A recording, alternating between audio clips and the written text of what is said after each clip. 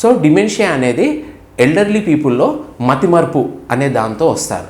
So ఒక patient మా దగ్గరికి మతిమరుపు వచ్చినప్పుడు ప్రతి పేషెంట్కి డిమెన్షియా ఉన్నట్టు కాదు.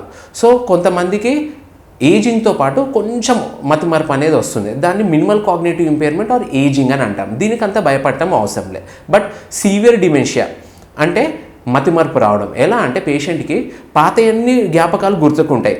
సో రీసెంట్ది వస్తువులు ఎక్కడైనా పెట్టి మర్చిపోవడము, పొద్దున ఏం తిన్నామో మర్చిపోవడము, నిన్న మొన్న కలిసిన వాళ్ళని మర్చిపోవడము, ఆర్ కొన్ని ప్రదేశాలకు పోయినప్పుడు మర్చిపోవడము, ఆర్ ఇంట్లో దారులు మర్చిపోవడము, ఇటువంటి లక్షణాలు ఉన్నా కానివ్వండి. ఆర్ ప్రవర్తనలో తేడా అంటే బట్టలు సరిగ్గా వేసుకోకపోవడము, మూత్ర మోషన్ ఎక్కడ పడితే అక్కడ పోవడము, అర్థం పర్థం లేకుండా నవ్వడము, ఏడవడము, లేకపోతే అరవడము, ఇటువంటి లక్షణాలు ఉన్నప్పుడు దీన్ని డిమెన్షియా అని కన్సిడర్ చేస్తాం.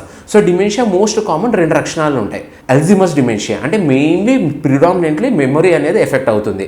రీసెంట్ మెమొరీ ఎక్కువ ఎఫెక్ట్ అవుతుంది, లేట్ స్టేజ్లో పాస్ట్ మెమొరీ ఎఫెక్ట్ అవుతుంది. దాని తర్వాత బిహేవియర్ డిస్టర్బెన్స్ అనేది వస్తుంది.